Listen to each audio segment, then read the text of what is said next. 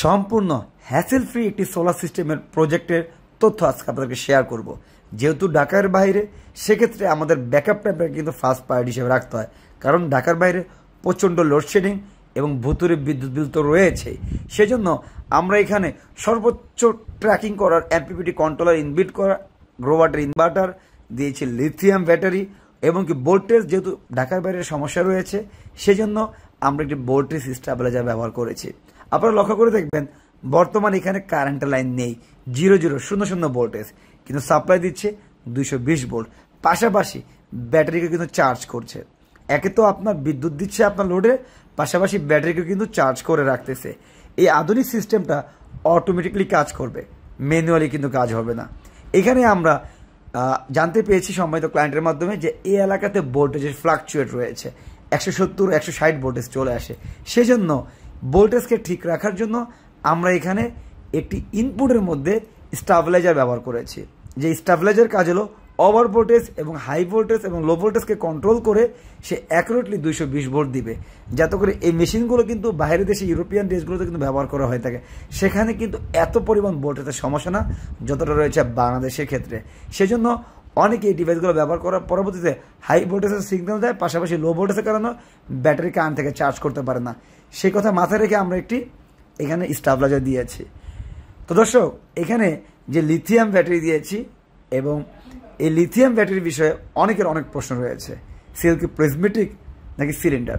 বর্তমানে 100 এম্পিয়ারের মধ্যে prismatic cell এবং সিলিন্ডারের সেল দুইটি টেকনোলজি ব্যাটারি কিন্তু আপনারা পাচ্ছেন। 100 এম্পিয়ারের 48 ভোল্টের যে ব্যাটারিটি দেখতে পাচ্ছেন, এটি একটি সিলিন্ডার সেলের ব্যাটারি। যদি আপনারা প্রিজমেটিক নেন, সেটাও আমাদের কাছে অ্যাভেলেবেল রয়েছে। সবচেয়ে মজার বিষয় হলো এই ব্যাটারিগুলোতে পানি কিন্তু আপনার দিতে হচ্ছে না।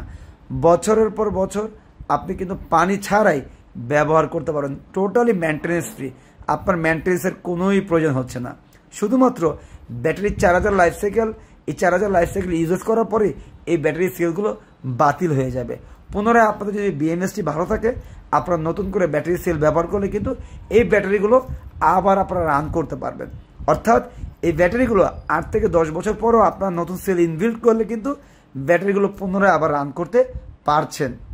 আর ব্যাটারি সেল বাংলাদেশে কিন্তু অ্যাভেলেবেল।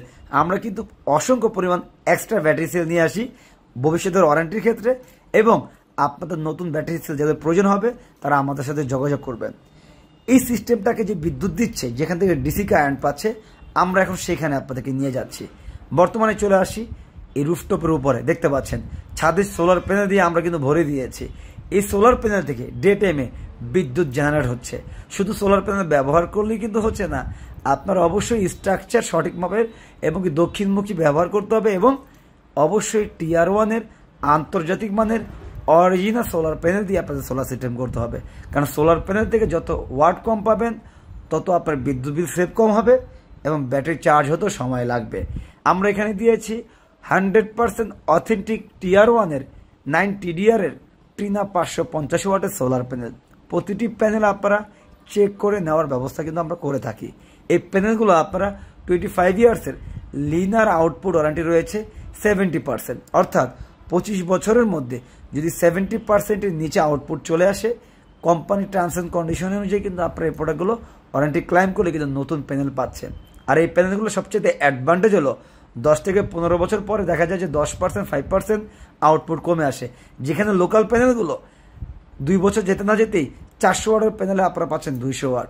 সেজন্য আপনাদেরকে রেকমেন্ড করব, যেহেতু আপনি টাকা দিয়ে সোলার সিস্টেম কিনবেন, অবশ্যই বেস্ট প্রোডাক্টটি আপনি আপনার বাড়িতে নিয়ে আসার জন্য বর্তমান প্রেক্ষাপটে সোলার প্যানেলে আপনারা অবশ্যই একটা এক্সট্রা ফোকাস দিবেন।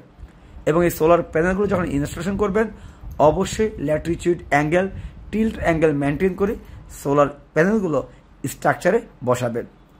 এখানে প্রতিটি প্যানেল আমরা সিরিজ করে প্যানেলের ভোল্টেজকে ইনক্রিজ করে নেগেটিভ এবং পজিটিভ ওয়্যারের সাহায্যে, যেখানে আমরা ব্যবহার করেছি ইউবি প্রোটেক্টিভ সোলার ওয়্যার। এই সোলার ওয়্যারের সাহায্যে আপনার ওয়াটেজ লস হবে না।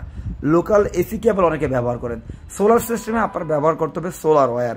এখানে এসি ওয়্যারের কোনোই কাজ নেই। সেজন্য ডিসি কেবলে আপনারা অবশ্যই সঠিক ওয়াটেজ মিল রেখে সঠিক সাইজের কেবলগুলো ব্যবহার করবেন, যেই কেবলে ওয়াটেজ লস খুবই কম হয়। তো দর্শক, আরেকটা বিষয়, সোলার প্যানেল থেকে মেশিনের ডিস্টেন্স কখনই আপনারা 20 মিটারের বেশি রাখবেন না। একান্ত যদি প্রয়োজন হয় 30 মিটার, এর বেশি গেলে কিন্তু আপনার ওয়াটেজ লস হতে থাকবে, কারণ ডিসিতে লস বেশি।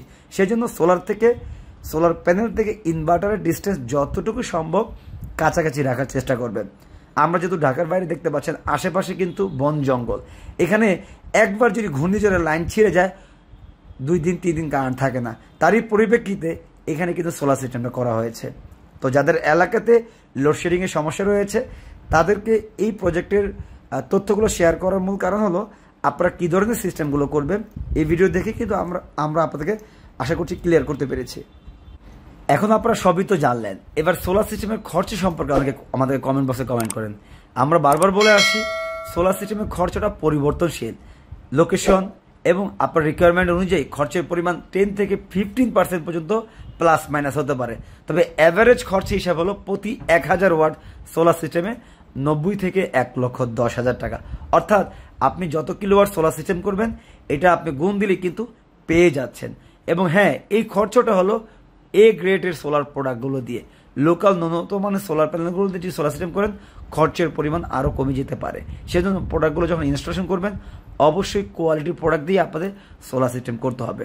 সম্মানিত দর্শক, সোলার সিস্টেম সম্পর্কে যদি আপনাদের আরও কোনো কোয়েশ্চেন থাকে আমাদের যে হটলাইন নাম্বার দেখতে পাচ্ছেন এখানে আপনারা কল করবেন, অথবা আমাদের অফিসিয়াল ওয়েবসাইট ipsbajar.com সেখানে ভিজিট করে প্রতিটি প্রোডাক্ট সম্পর্কে কিন্তু আপনারা ডিটেলসে পেয়ে যাচ্ছেন। পাশাপাশি আমাদের ওয়েবসাইটের নিচে কিন্তু আপনারা কেয়ার লাইন নাম্বার পাচ্ছেন, সেখানে আপনারা মেসেজ করতে পারেন, আপনার প্রশ্ন আপনি শেয়ার করতে পারেন। আমরা সেই প্রশ্নের আলোকে আপনাকে সঠিক একটি পরামর্শ দিব। আপনি কি অফ গ্রিড সিস্টেম করবেন, অন গ্রিড সিস্টেম করবেন নাকি হাইব্রিড সিস্টেম করবেন। তো দর্শক, যারা এই ভিডিওটি সম্পূর্ণ দেখেছেন তাদেরকে অসংখ্য ধন্যবাদ। আমাদের পরবর্তী ভিডিও আসতেছে, সে পর্যন্ত ভালো থাকবেন, সুস্থ থাকবেন। আসসালামু আলাইকুম ওয়া রাহমাতুল্লাহ।